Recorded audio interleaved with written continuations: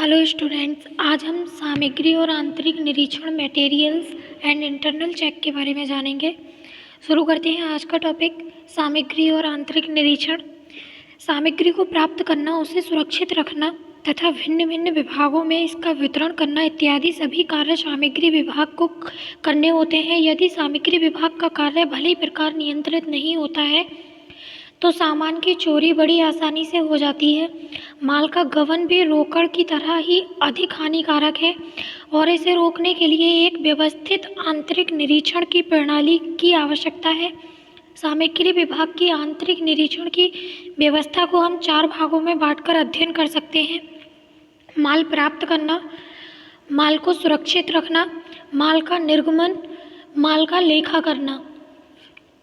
माल प्राप्त करना, जब क्रय विभाग से माल सामग्री भंडार में प्राप्त होता है तो प्राप्त करने वाले कर्मचारी को माल प्राप्ति पत्र तैयार करना चाहिए। माल प्राप्ति पत्र की 3 प्रतियां तैयार करनी चाहिए, जिनमें से एक क्रय विभाग के लिए, दूसरी सामग्री विभाग के लेखपाल के लिए और तीसरी स्वयं अपने विभाग के उपयोग के लिए। माल प्राप्ति पत्रों में माल के संबंध का सभी प्रकार का वितरण होना चाहिए। प्राप्ति की तारीख, भेजने वाले का नाम, माल की मात्रा आदि सभी बातें लिखनी चाहिए। इन पत्रों को नंबर डालकर फाइल करना चाहिए। सामान की पूर्ण जांच करनी चाहिए और यदि कोई अंतर दिखाई पड़े तो इसकी सूचना क्रय विभाग को देनी चाहिए।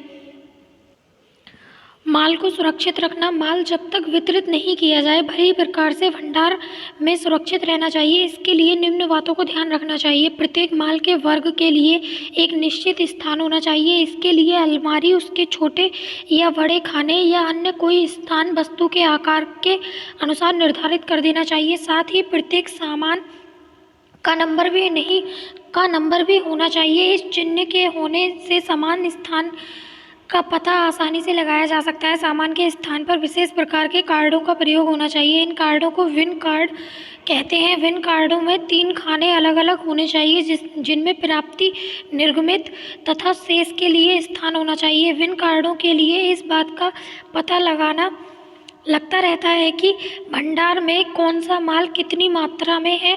इन विन कार्डों को माल के ऊपर टांगना चाहिए। माल की गणना समय समय पर उच्च अधिकारी के द्वारा होनी चाहिए।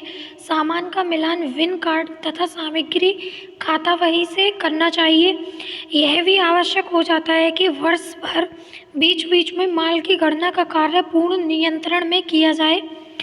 माल का निर्गमन, भंडार गृह के माल के वितरण के लिए उचित व्यवस्था होनी चाहिए। अच्छी व्यवस्था के लिए अग्रांकित बातों को ध्यान में रखना चाहिए।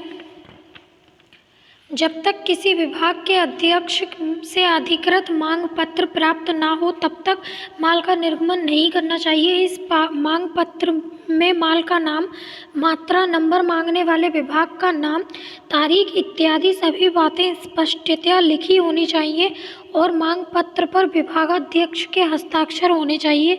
सामान देने के पश्चात इस मांग पत्र को सामग्री भंडार गृह के लेखपाल के पास भेज देना चाहिए, जिससे निर्गमन के लिए आवश्यक हिसाब किताब लिखा जा सके।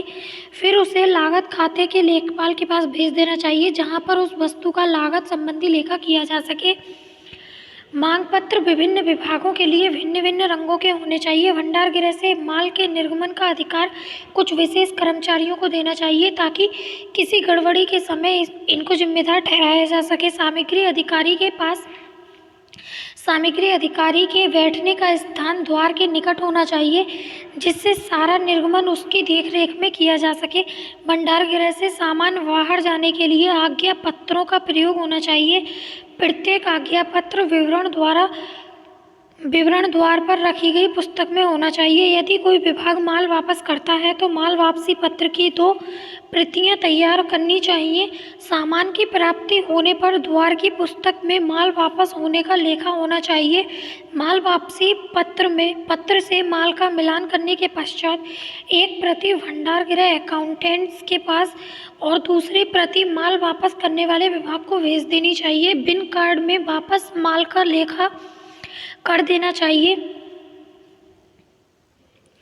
माल का लेखा करना सामग्री का लेखा करने का कार्य भंडार गृह से अलग लेखा विभाग में होना चाहिए। भंडार गृह में ही लेखा व्यवस्था के होने की गड़बड़ी होने की संभावना रहती है और शांतिपूर्ण कार्य नहीं हो पाता। लेखा करने के लिए दो साधन हो सकते हैं। जहाँ पर सामग्री विभिन्न प्रकार की नहीं होती है वहाँ खाता बहियों का प्रयोग होना चाहिए, परंतु यदि सामग्री कई प्रकार की हो तो कार्डों का प्रयोग करना चाहिए। इन सामग्री कार्डों पर सामान का नाम, नंबर, रखने के स्थान का विवरण, मात्रा व मूल्य आदि सभी बातों का उल्लेख होना चाहिए।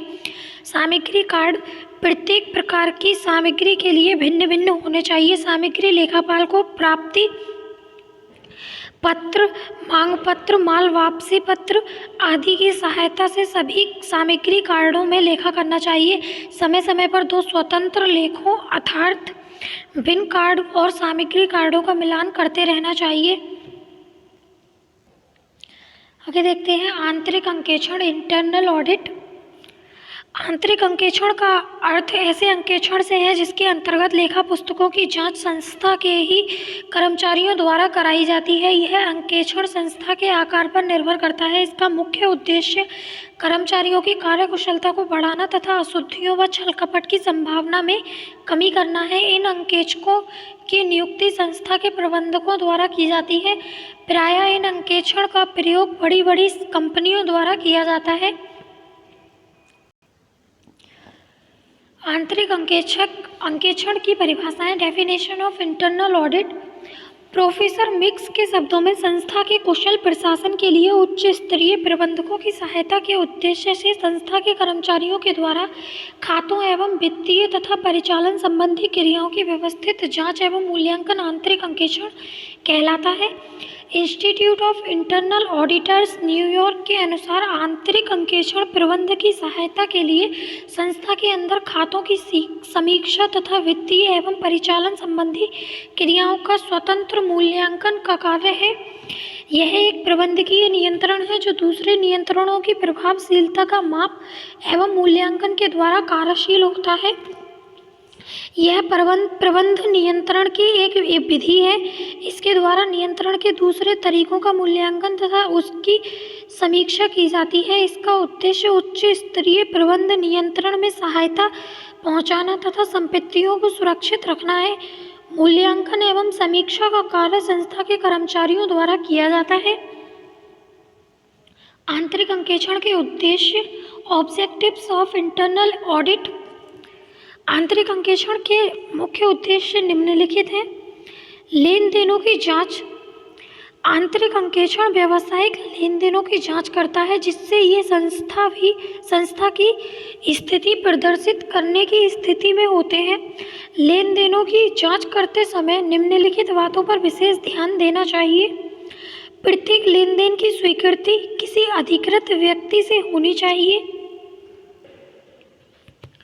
प्रत्येक लेन देन गणितीय व लेखांकन दृष्टिकोण से शुद्ध होने चाहिए। प्रत्येक लेन देन की पूर्ण जांच होनी चाहिए ताकि अशुद्धियों व छल कपट की संभावना नहीं रह पाए। लेन देनों का परीक्षण।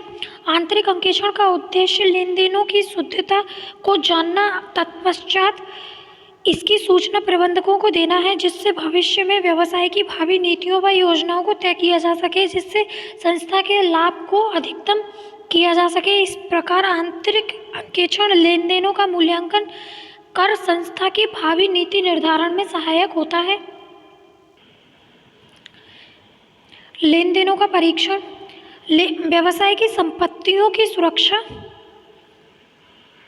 संपत्ति की सुरक्षा से आशय उसके सही एवं कुशल प्रयोग से तथा प्रयोग की निर्धारित प्रक्रिया की कमियों की जांच एवं उनमें सुधार के उपाय से है। इन पर उचित हिरास की व्यवस्था तथा इनकी पुनः स्थापना की समुचित व्यवस्था भी संपत्तियों की सुरक्षा के अंतर्गत आते हैं। सुझाव देना। आंतरिक निरीक्षण का उद्देश्य केवल अशुद्धियों व छल कपट का पता लगाने तक ही सीमित नहीं है, बल्कि संस्था की संपूर्ण संचालन व्यवस्था का विश्लेषण कर उनकी कमियों को प्रकाश में लाना तथा प्रबंध को उन त्रुटियों को दूर करने हेतु सुझाव देना भी आवश्यक है, जिससे कि व्यवसाय को सुचारू रूप से सफलतापूर्वक संचालित किया जा सके। आंतरिक अंकेक्षण के लाभ, एडवांटेज ऑफ इंटरनल ऑडिट। आंतरिक अंकेक्षण के अंतर्गत लेखा पुस्तकों की लगातार जांच के कारण कर्मचारीगण छल कपट करने में सफल नहीं हो पाते। उनके मन में सदैव यह भय बना रहता है कि वे छल कपट करते हैं तो अंकेक्षक ढूंढ ही लेगा जिसके लिए वे उत्तरदायी होंगे। अतः आंतरिक अंकेक्षण से छल कपट पर रोक लगाई जाती है।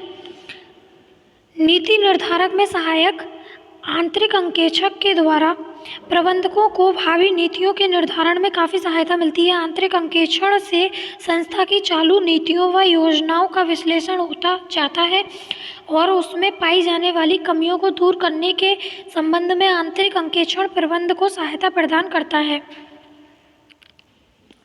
संपत्तियों की सुरक्षा। संपत्तियों की सुरक्षा का अभिप्राय संपत्ति के उचित प्रयोग, प्रतिस्थापन, समुचित ह्रास की व्यवस्था, व्यावसायिक कार्यों के लिए ही प्रयोग, अधिकृत व्यक्तियों के निरीक्षण में रख जाना आदि से है।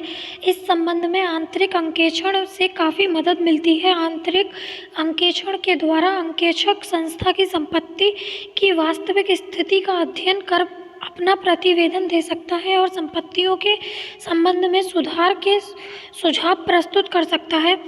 व्यावसायिक खातों व विवरणों का मूल्यांकन। यहाँ व्यावसायिक खातों का तात्पर्य व्यापार व लाभ हानि खातों से तथा विवरण का तात्पर्य संस्था के चिट्ठे से है।